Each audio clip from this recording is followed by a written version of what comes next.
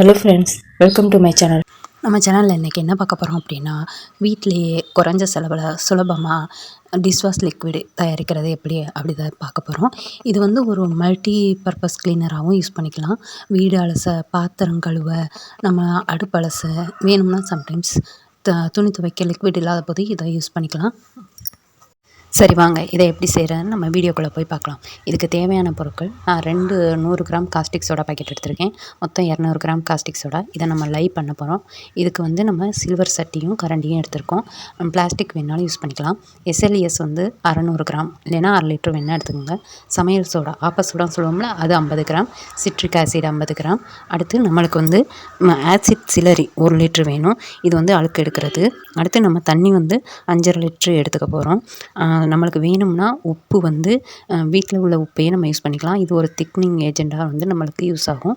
அடுத்து அது இல்லை, நான் வந்து இன்னும் கொஞ்சம் நல்லா பண்ணணும் அப்படின்னு நினச்சிங்கன்னா, கெமிக்கல் கடையில் ஜீ சால்ட்டுன்னு ஒன்று கிடைக்கும், அதை வாங்கிக்கோங்க. அதுவாக இருந்தாலும் 50 கிராம் தான். நம்ம முதல்ல இப்போ வந்து காஸ்டிக் லை பண்ண போகிறோம். இந்த லை பண்ணுறதுக்கும் அந்த சோப் ஆயில் பண்ணுறதுக்கு யூஸ் பண்ணுற பாத்திரங்கள் எதையுமே வந்து நம்ம சமையல் அறைக்கு எடுத்துகிட்டே போகக்கூடாது. இது வந்து நீங்கள் சோப் ஆயில் ப்ரிப்பரேஷன் பண்ணுறதுக்காண்டி உள்ளதுன்னே இதை தனியாக ஒதுக்கி வச்சுருங்க. இப்போ நான் இதில் வந்து 200 கிராம் காஸ்டிக் சோடா போட்டுருக்கேன். இந்த 200 கிராம் காஸ்டிக் சோடாவுக்கு வந்து நான் 1/2 லிட்டர் தண்ணி ஊற்ற போகிறேன். நான் வந்து முதல்ல காஸ்டிக் சோடாவை போட்டுட்டு தண்ணி கலந்துருக்கேன். ஆனால் இந்த மாதிரி செய்யலை சம்டைம்ஸ் வந்து நம்மளுக்கு வந்து திப்பியாக கூட வர்றதுக்கு சான்சஸ் இருக்குது. நான் வீடியோ எடுக்கிற அவசரத்தில் நான் மாற்றி பண்ணிட்டேன். நீங்கள் வந்து முதல்ல தண்ணியை ஊற்றிட்டு அதுக்கப்புறமா அதில் வந்து காஸ்டிக் சோடாவை சேர்த்து கலந்துருங்க. இது வந்து காஸ்டிக் சோடா சேர்த்தோடனே நம்மளுக்கு வந்து நல்லா சூடு ஏறும். நான் வந்து 1/2 லிட்டர் தண்ணி கலந்து இந்த லையை தயார் பண்ண போகிறேன். 1/2 லிட்டர் தண்ணி ஊற்றியாச்சு. இப்போ கலக்க வேண்டியதான். நல்லா மெதுவாக கலந்துங்க. க்ளவுஸ் போட்டுக்கோங்க, கண்ணுக்கு கண்ணாடி போட்டுக்கோங்க, மாஸ்க் போட்டுக்கோங்க. முக்கியமாக இதில் வந்து நான் எனக்கு கொஞ்சம் பைய தான் செய்கிறேன் அப்படிங்கிறதுனால நான் வந்து இது போடலை. நான் க்ளவுஸ் போடலை, நீங்கள் போட்டுக்கோங்க. ஆனால் நிச்சயமாக கண்ணாடியும் மாஸ்க்கும் போட்டே ஆகணும். ஏன்னா இதிலேருந்து வர்ற அந்த நெடி வந்து உங்கள் மூக்கில் எதுவும் உங்களுக்கு வீசிங் ஏதாவது இருந்துச்சுன்னா அது வந்து அஃபெக்ட் ஆகும். ஸோ மாஸ்க் போட்டுக்கோங்க, கண்ணுக்கு கண்ணாடி கண்டிப்பாக போட்டுக்கோங்க. இப்போ நம்ம வந்து இந்த லையை மெதுவாக கலக்க வேண்டியதான். கலக்கையில் ஒரு வெள்ளையாக பால் மாதிரி இருக்கும். அடுத்து கலக்க கலக்க கலக்க நல்ல நார்மலான தண்ணி மாதிரி வரும். அது வரைக்கும் நீங்கள் கலந்து வைக்கணும். அதுக்கு கலந்ததுக்கப்புறமா அதை வந்து கொஞ்சம் சூடு ஏறிக்கிட்டே இருக்கும். ஸோ நீங்கள் வந்து அடியில் பிடிக்க முடியாது. நீங்கள் நல்லா பார்த்து பிடிச்சிட்டு கலக்குங்க. இந்த லையை கலந்ததுக்கப்புறமா இதை வந்து சுமார் ஒரு 4 மணி நேரத்துலேருந்து 6 மணி நேரம் வரைக்கும் நம்ம தனியாக வச்சிடணும். அப்போ தான் அதோடைய பவர் எல்லாம் போகும். இல்லாட்டா நம்ம கலந்தோடனே இதாகும். சம்டைம்ஸ் நம்மளுக்கு திரியாக வரும். அப்படி வந்துச்சுன்னா அந்த காஸ்டிக் சோடா வந்து நம்மளுக்கு ரொம்ப நாள் ஆயிடுச்சு அப்படிங்கிறதுக்காண்டி அர்த்தம். இந்த காஸ்டிக் லையை வந்து நம்ம ஓப்பன் ஏரில் தான் வச்சுருக்கணும், மூடி போட்டு வைக்கக்கூடாது. இது வந்து உப்பு, கல் உப்பு நான் எடுத்திருக்கேன். அதை வந்து சீக்கிரம் கரையணும் அப்படிங்கிறக்காண்டி கொஞ்சோண்டு தண்ணி சேர்த்து வச்சுருக்கேன். இப்போ லையை தயார் பண்ணி தனியாக வச்சாச்சு. இப்போ நான் வந்து ஒரு பக்கெட் எடுத்திருக்கேன். இந்த பக்கெட்டில் தான் நம்ம சோப் ஆயில் சேர்க்குறோம். இந்த பக்கெட் எடுத்துக்கிட்டு நீங்கள் இந்த பக்கெட் யூஸ் பண்ணுறீங்கன்னா வேறு எதுக்குமே, அதாவது சமையல் இந்த சாப்பாட்டு பொருட்கள் வைக்க எதுக்கும் யூஸ் பண்ணக்கூடாது. இதுக்கு யூஸ் பண்ணுறது தனியாக எடுத்து வச்சிடணும். இப்போ நான் இதில் வந்து 2 லிட்டர் தண்ணி வச்சுருக்கேன். இந்த 2 லிட்டர் தண்ணியில் வந்து 1 லிட்ரு, அதாவது 1 கேஜி ஆசிட் சிலரி வந்து நான் இப்போ வந்து சேர்க்குறேன். இதை சேர்த்துட்டு நம்ம வந்து ஃபஸ்ட்டு 2 லிட்டர் தண்ணியில் சேர்த்துருக்கோம். ஏற்கனவே 1/2 லிட்டர் தண்ணி வந்து காஸ்டிக் சோடாக்கு மொத்தம் 2.5 லிட்டர் ஆயிடுச்சு.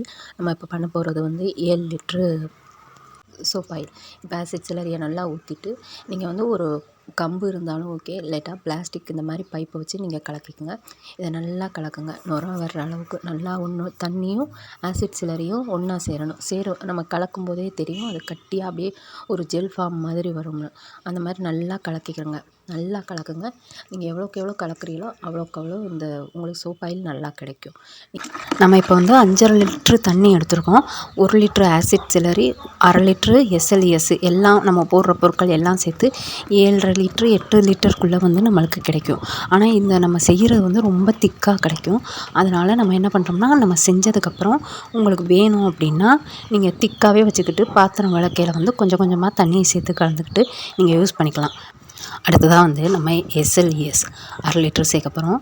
இது வந்து நல்லா நுரைவளம் கொடுக்கக்கூடியது. நம்ம பாத்திரம் கழுவையில் வந்து நம்மளுக்கு நுரை இருந்துச்சுன்னா என்னமோ அழுக்கு போகிறது மாதிரி நம்மளுக்கு ஃபீல் வரும். அதை வந்து அந்த நுரைவளத்தை கொடுக்குறது வந்து இந்த எஸ்எல்இஎஸ். இந்த எஸ்எல்இஎஸ் வந்து டிஷ்வாஷ் லிக்விடுக்கு மட்டும் இல்லாமல் நம்ம ஷாம்பு யூஸ் பண்ணுவோம் பார்த்திங்களா, அதுக்குமே இந்த எஸ்எல்இஎஸ் தான் யூஸ் பண்ணுவாங்க. நம்ம soap liquid, soap oil liquid துணி துவைக்கிறதுக்கு யூஸ் பண்ணுறது, அதுலேயுமே எஸ்எல்இஎஸ் வந்து கலப்பாங்க. இப்போ நம்ம வந்து எவ்வளோக்கு எவ்வளவு இந்த சோப் ஆயிலில் இந்த கெமிக்கல்ஸ் எல்லாம் எவ்வளோக்கெல்லாம் ஊற்றி கலக்கிறோமோ அவ்வளோக்கு அவ்வளோ நம்மளுக்கு நல்லாயிருக்கும். ஸோ நம்ம இதை கலக்கிறதுல தான் இருக்குது நம்மளுக்கு சோப் ஆயில் கிடைக்கிறது. அதோட தரம் வந்து எவ்வளோக்கு எவ்வளோ கலக்கிறோமோ அதுக்கு ஏற்றாப்புல கிடைக்கும்.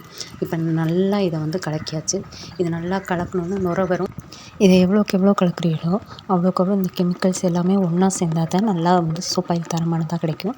நம்ம வந்து தண்ணி யூஸ் பண்ணுறது வந்து ஆர்ஓ வாட்டர் இல்லைன்னா மினரல் வாட்டர் இது ரெண்டையும் யூஸ் பண்ணலாம். இதை தவிர நம்ம போர் வாட்டர் யூஸ் பண்ணவே கூடாது. ஏன்னா இது வந்து போர் வாட்டர் யூஸ் பண்ணோம்னா அந்த சோப் ஆயில் வந்து கெட்டு போயிடும். உங்களுக்கு மழை தண்ணி கிடச்சிச்சின்னா அது இன்னும் நல்லாயிருக்கும். ஏன்னா நான் மழை தண்ணி யூஸ் பண்ணி தான் வந்து சோப் ஆயில் பெரும்பாலும் பண்ணுவேன். எனக்கு நல்ல ரிசல்ட் கொடுத்துச்சு.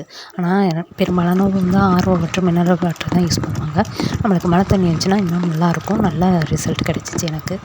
ஸோ உங்களுக்கு மழை தண்ணி கிடச்சிச்சின்னா யூஸ் பண்ணிக்கோங்க. அடுத்து வந்து இப்போ நம்ம வந்து சிட்ரிக் ஆசிட் வந்து கலக்கும். இது வந்து எதுக்காண்டினா அதில் உள்ள வாடைகள்லாம் போயிடும். நம்ம வந்து சிட்ரிக் ஆசிட் வந்து எலுமிச்சை உப்பு அப்படின்னு சொல்லி கேட்டால் கூட தெரியும்ல. நம்ம சிட்ரிக் ஆசிட் வந்து 50 கிராம் சேர்த்துருக்கோம். இதையும் நல்லா கலந்து விடணும். இந்த இது வந்து நம்ம எவ்வளோக்கு எவ்வளோ கலக்கிறோமோ அவ்வளோக்கு எவ்வளோ நல்லது. இந்த ஆயில் வந்து நம்ம வந்து வீடு அலசுறதுக்கு வந்து நல்லா யூஸ் பண்ணிக்கலாம்.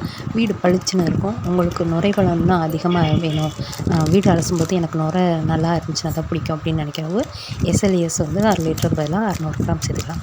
இப்போ சிட்ரிக் ஆசிட் சேர்த்து நல்லா கலந்தாச்சு. இதுக்கப்புறமா நம்ம வந்து சோடா உப்பு, அதாவது ஆப்ப சோடாங்கிறது 50 கிராம் சேர்க்க போகிறோம். இது கலந்த உடனே நல்லா பொங்கி வரும். அதனால் நீங்கள் வந்து ஒரு 7 லிட்ரு சோப் ஆயில் செய்கிறது எடுக்கிறீங்கன்னா ஒரு 10 லிட்ரு 15 லிட்ரு கெப்பாசிட்டி உள்ள அந்த டப்பு அல்லது வாளி எதையாவது ஒன்று எடுத்துக்கோங்க. இது நல்லா பொங்கி வரும், லைட்டாக பொங்கி வரும். அதை நல்லா கலந்து விடுங்க. நல்லா கலக்க கலக்க அது வந்து இப்போவே உங்களுக்கு தெரியும் அந்த திக்காகிறது, சோப் ஆயில் திக்காகிறது. அதை வந்து நல்லா கலக்கி விடுங்க. நுரை அடங்கும் வரைக்கும் அந்த ஆப்ப சோடா கலந்தோடனே பொங்கி வருது பார்த்திங்களா, அது வந்து அடங்குற வரைக்கும் நல்லா கலந்து விடுங்க.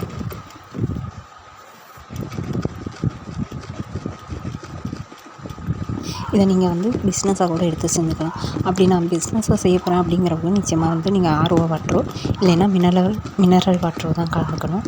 அப்போ தான் வந்து அது சீக்கிரம் கெட்டு போகாமல் இருக்கும். 6 மாதத்துலேருந்து 1 வருஷம் வரைக்கும் கெட்டு போகாமல் இருக்கும். இப்போ வந்து நல்லா கலக்கி விட்டோன்னா நுரையெல்லாம் அப்படியே ஃபுல் அண்ட் ஃபுல் நுரையா இருக்கிற மாதிரியே இருக்கும். உங்களுக்கு கிளற இன்னும் நல்லா கிளறி விடுங்க. இப்போ வந்து நம்ம வந்து லை சேர்க்க போகிறோம். இதில் வந்து லையை சேர்த்தோடனே ஓரளவுக்கு நல்லா திக்காக வந்துடும். ஸோ இப்போ நான் லையை வந்து சேர்க்குறேன்.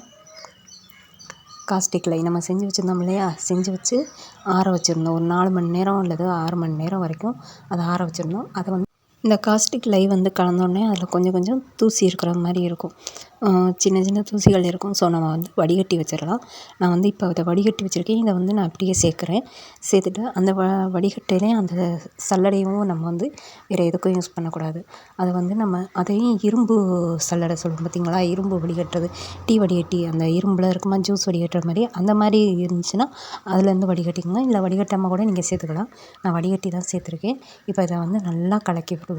நல்லா கலக்கிட்டு இப்போ நான் அதில் வந்து உப்பு கரைச்சி வச்சுருந்தேன் பார்த்திங்களா, அந்த உப்பு வந்து கரையிறக்காண்டி கொஞ்சம் தண்ணி சேர்த்து கரைச்சி வச்சுருந்தேன். அதை இப்போ ஊற்றியாச்சு. நீங்கள் வந்து ஜீ சால்ட் போட்டுக்கோங்க. இந்த உப்புமே 50 கிராம் தான் வந்து சேர்த்து அதில் இது பண்ணி வச்சுருக்கேன். நீங்களும் வந்து ஜீ சால்ட்னாலும் 50 கிராம் சேர்த்துக்கோங்க. இப்போ இதை கலந்ததுக்கப்புறமாவும் நல்லா கலக்கி விடுங்க. ஃபுல் அண்ட் ஃபுல் நுரை மாதிரியே இருக்கும் அப்படியே. இப்போ நான் வந்து சென்ட்டு உங்களுக்கு என்ன மனம் வேணுமோ அதை நீங்கள் கலந்துக்கலாம். பெரும்பாலும் நம்ம வந்து பாத்திரம் கழுவுறதுக்கு லெமன் தான் சேர்த்துக்கிடுவோம். நான் இப்போ வந்து இது 2 பகுதியாக பிரிச்சுக்கிடுவேன். ஒன்று லெமன் பாத்திரம் விளக்க, இன்னொன்று வந்து வீடு அலசுறதுக்காண்டி நான் வந்து லாவெண்டர் செண்டு எந்த வாசனை வேணாலும் சேர்த்துக்கலாம். உங்களுக்கு என்ன வாசனை பிடிச்சிருக்கோ அதை சேர்த்துருவோம். அதுக்கப்புறமா இன்னும் நம்ம மீதம் இருக்கிற தண்ணியை வந்து ஊற்றி நல்லா கலந்து விடுங்க. மொத்தம் நம்ம வந்து 5 லிட்ரு தண்ணி கலந்துருக்கோம். அடுத்த ஆசிட் சிலரி 1 லிட்ரு, எஸ்எல்இஎஸ் 6 லிட்ரு, அப்புறம் எக்ஸ்ட்ரா நம்ம எல்லா பொருட்களும் சேர்த்தது, உப்பு கலந்த தண்ணி எல்லாமே சேர்த்து வந்து உங்களுக்கு 7 லிட்டருக்கு கிட்ட 7:30 இதில் தண்ணியை சேர்த்து நல்லா கலந்து விடுங்க. நம்ம கலந்ததுக்கப்புறமா தண்ணி கலந்தாலும் நல்லா திக்காக இருக்கும். நம்ம கலக்க கலக்க நம்மளுக்கு நல்லா வந்து திக்னஸ் கிடைக்கும், நல்லா திக்காக இருக்கும். ஓயாமல் என்ன கலக்கிறதுலதே சொல்கிறேன்னா, இது வந்து நம்ம கலக்க கலக்கத்தான் இந்த ஆயில் வந்து எவ்வளோக்கு எவ்வளோ கலந்து விட்றோமோ அவ்வளோக்கு அவ்வளோ திக்காக இருக்கும். அப்போ நீங்களே பார்த்துக்கிறங்க. நம்ம இப்போ பாருங்கள் எவ்வளோ தொலைக்கி திக்காக இருக்குது. இது வந்து நம்ம அந்த உப்பு சேர்த்ததுக்கப்புறமா இன்னும் நல்லா திக்காக இருந்திருக்கும். அதுக்கு முன்னாடி கூட கொஞ்சம் லைட்டாக தண்ணியாக இருக்கும். அந்த உப்பு சேர்த்தோடனே நல்லா திக்காக இருக்கும். நல்ல பதம் வந்துருச்சு. இதோட நம்ம வந்து நல்லா கலந்து விட்டுறோம். இப்போ நுரையாத்தான் தெரியும், எதுவுமே தெரியாது. ஸோ நம்ம இதை வந்து ஒரு 4 மணி நேரத்துலேருந்து 6 மணி நேரம் வரைக்கும் இதை அப்படியே ஃப்ரீயாக விட்டுருவோம். அதுக்கப்புறம் எடுத்து பார்த்திங்கன்னா நல்ல ஒரு ஜெல்லு, நம்ம எப்படி பாத்திரம் கழுவுறதுக்கு கடையில் வாங்குகிறோமோ ஜெல்லு, அது மாதிரியே நம்மளுக்கு கிடச்சிரும். இதை நம்ம எடுத்து அப்புறமா 4 மணி நேரம் சென்று பார்ப்போம் எப்படி இருக்குன்னு. உப்பு சேர்க்குறதும் உங்களுடைய ஆப்ஷன் தான். வேணும்னா உப்பு வேணும்னா ஜீ சால்ட்டோ உப்போ உங்களுக்கு வேணும்னா சேர்த்துக்குங்க. சேர்க்காம இருந்தாலும் ஒன்றும் பிரச்சனை கிடையாது. சேர்க்காம இருந்தால் கொஞ்சம் லைட்டாக திக்காக இருக்கும். உப்பு சேர்த்தோன்னா நல்ல திக்னஸ் கிடைக்கும்.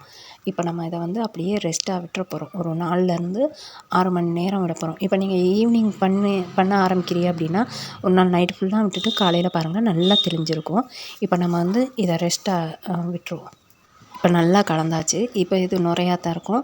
இப்போ இதை வந்து நம்ம ஃப்ரீயாக விட்டுருவோம். இதை வந்து சும்மா வச்சுருக்கும்போது மூடியை லைட்டாக மேலாப்பில் போட்டு வைங்க. ஏன்னா இது வந்து நல்லா காத்தோட்டமாக தான் இருக்கணும். மூடி வச்சிங்கன்னா அந்த கெமிக்கல் வந்து ரொம்ப இதாகி அந்த வாளியே வந்து ஓட்டையாகிற அளவுக்கு உள்ளது. ஸோ நீங்கள் வந்து அப்பப்போ திறந்தே வச்சுக்கோங்க. இப்போ நான் இதை விட்டு வந்து ஒரு 3 மணி நேரத்துக்கு மேலே ஆயிடுச்சு.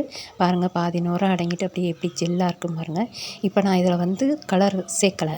இந்த கலர் வந்து சேர்க்காமலேயே இது வந்து நல்ல எல்லோயிஷாக தான் இருக்கும். உங்களுக்கு வேணும் அப்படின்னா நீங்கள் எல்லோ கலர் சேர்த்துக்கோங்க. நான் 2 விதமாக பண்ண போகிறேன். ஒன்று கலர் கலந்தது, இன்னொன்று கலர் கலக்காமல் வந்து செய்ய போகிறேன். இப்போ நான் இதில் வந்து கலர் கலக்கலை பார்த்துக்குங்க. நல்லா அப்படியே ஜெல் ஃபார்மில் எவ்வளோ திக்காக இருக்குது பாருங்கள். ஒரு 3 மணி நேரம். இப்போ இது பார்த்திங்கன்னா நான் ஒரு 6 மணி நேரத்துக்கு மேலே விட்டுட்டேன். நைட்டு ஃபுல்லாக விட்டுட்டேன்.